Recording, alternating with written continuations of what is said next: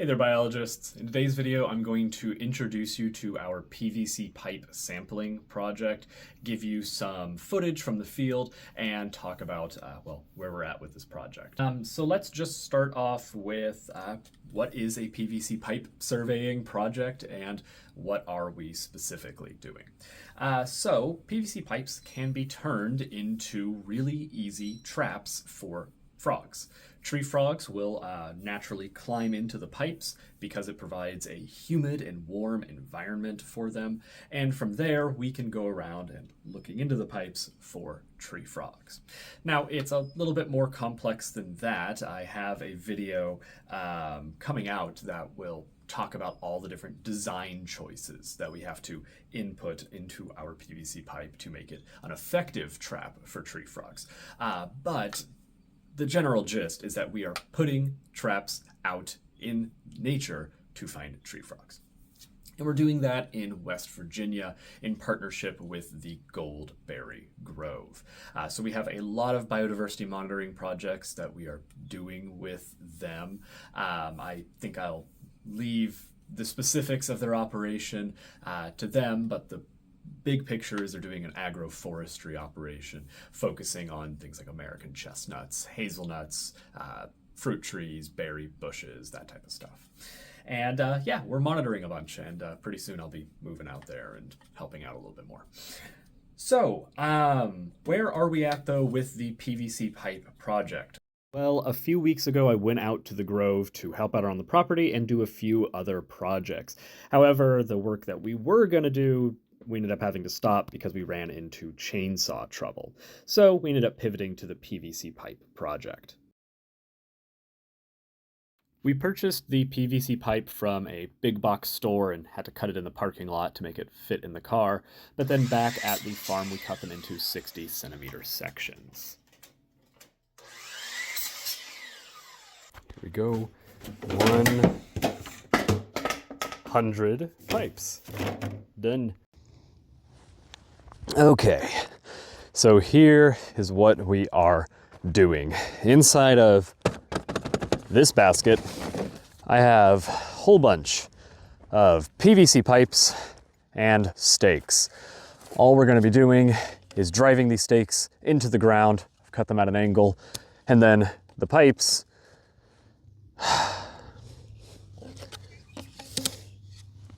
will be placed over these. Of course, I'm realizing might have cut these a little bit. Might have used the wrong size. Not all of them. Actually, we'll be fine. We just gotta make sure we use the stakes. I have different sizes of pipes. So, whatever. First things first though, I'm gonna walk around the perimeter of the pond and just get a length so that we can keep these equidistant from one another.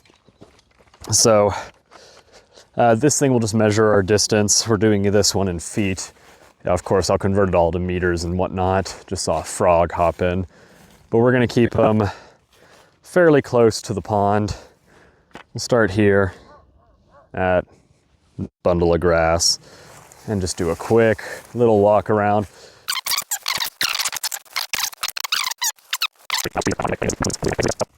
Long-term goals. In this pond, we already have a whole bunch of newts. However, as you can see, not a whole lot of foliage around it. So over the next few years, this pond is going to be restored to a far more natural state. And right now, we are setting up these PVC pipes and a few other metrics so that we can actually classify the pond pre-restoration. And then over the next few years, we'll be monitoring the data so that we can see the pond post-restoration. Now, this pond, we believe is supposed to be 20 feet deep. We actually don't know. When the weather warms up, I will be doing some intensive surveys where we actually go in and, snorkel and dip net and properly classify the biota that is within this pond.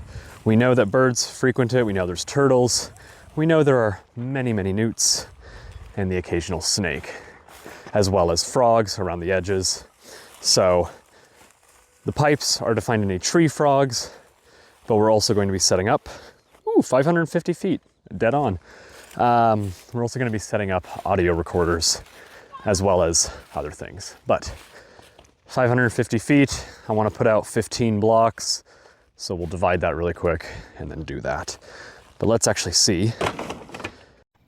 Okay. So we're out here the next day, and so like that way.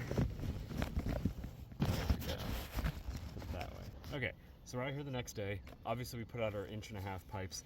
However, our inch pipes, 2.5 centimeters, our sticks were too big.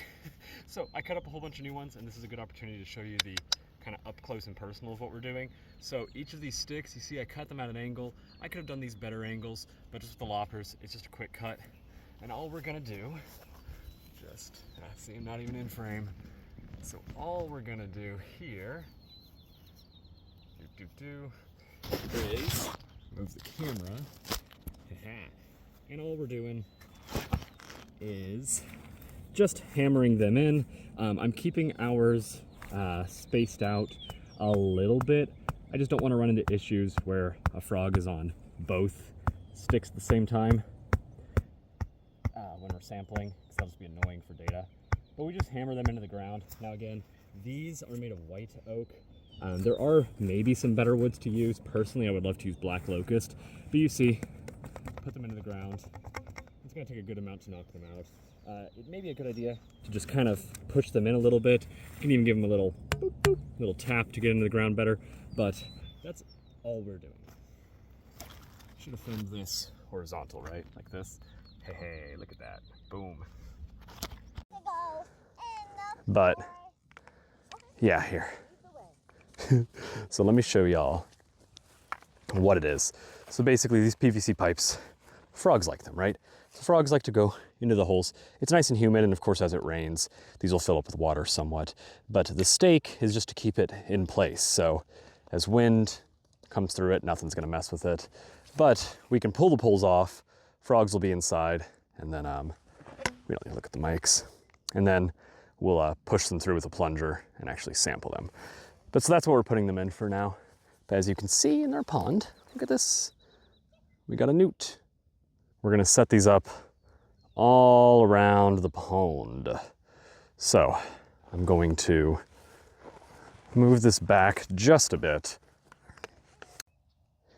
Okay, so I think this is a decent angle. Hopefully the camera doesn't fall this time. We're gonna go around, place these pipes every 36 feet, and hope for the best.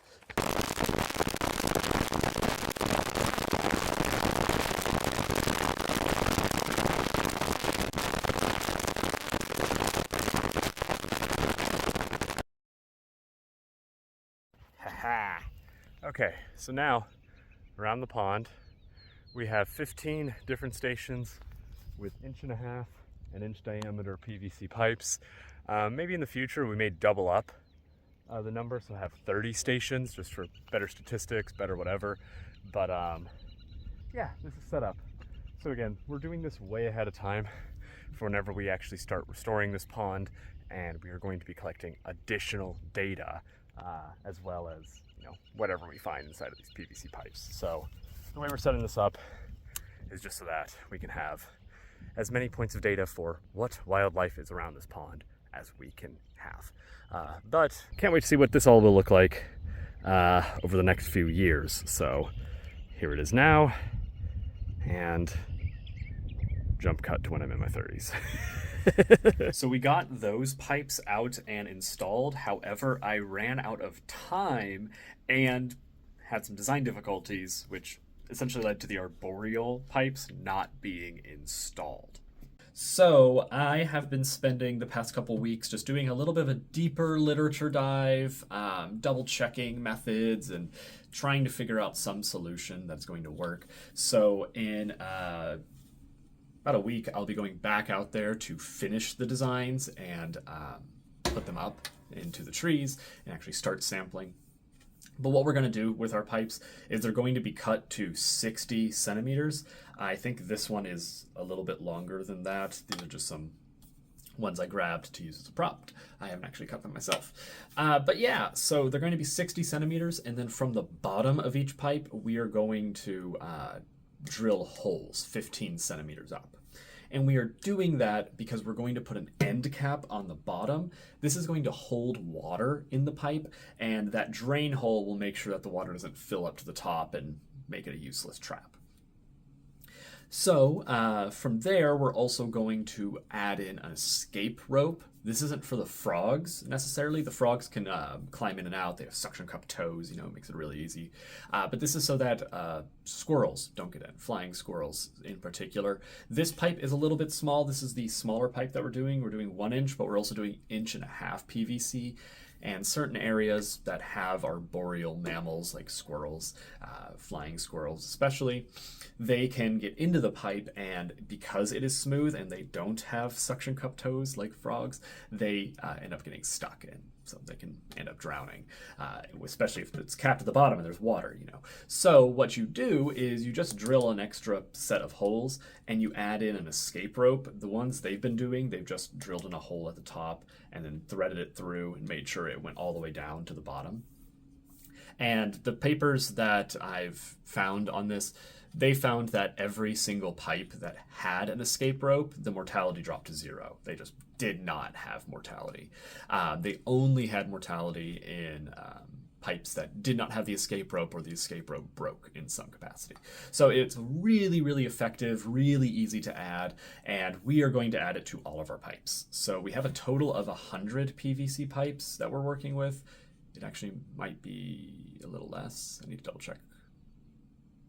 I need to double check what we actually grabbed. I'm pretty sure we have 100 total, and it's going to be 70 out in the woods and then 30 around this pond. Again, we've already set up the pond ones. I'm going to go back and I'm going to add the escape rope to those. They're not as critical because they're not hanging up on a tree, and they're not like in the ground necessarily. Water can flow out from them, but I just want to add them for the sake of thoroughness. But yeah, so the project's in a really weird kind of, not really, it's just in a waiting period. So we needed to actually have a proper design for putting these up on the tree. What we're going to end up doing is drilling X's, drilling X-shaped holes. The holes are going to be holes, but we're going to be drilling 4 holes in the top and the bottom of each PVC in the shape of an X. So it's just going to go like and then it'll make an X. I hope that made sense. I probably just over-explained it. But we're doing that so that we can then thread a rope through this way. And from there, you can actually string it up onto the tree. This is a really cool design I found on a blog. I think Cassie Sari, I'm not entirely sure. But it is a really neat design that also lets us string up multiple pipes onto a single string, because we're going to use, again, multiple sized pipes. We want them to have that comparative angle, but we also want to make it super, super easy to manage. So yeah, this is a pretty simple project. There's really not much to say at this point other than we're going to be putting these out into the woods, and frogs will crawl in, and we're going to look for frogs. But we're also going to be developing out some courses. I'm working on a few new videos that are related to this. I'm actually really, really excited for the video that's coming out on this. That basically just explains everything I just said, but in a much more entertaining way. So, with that, if you want to see more updates, make sure you're subscribed. Lab members, getting this early, so I don't have a set schedule yet for how early updates will come out, especially because I plan to have many updates, potentially daily updates. So, we'll figure out some system that works, but lab members can expect to get a lot of updates early. But with that, have a wonderful day, and thank you for learning adventurously. See ya. Go here. This is how I turn it off.